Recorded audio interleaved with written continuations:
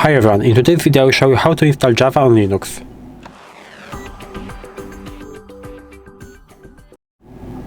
So, installing Java on Linux is really simple because we can just go into terminal, so we're going to show apps and terminal, and right here we can check if our Java is installed.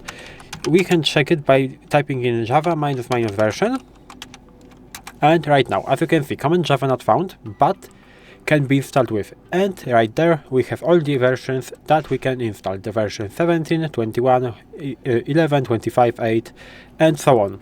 So you can choose whatever version you want. For example, I will choose this one, and you have to basically rewrite this command. So sudo apt install OpenJDK -21 minus and minus headless,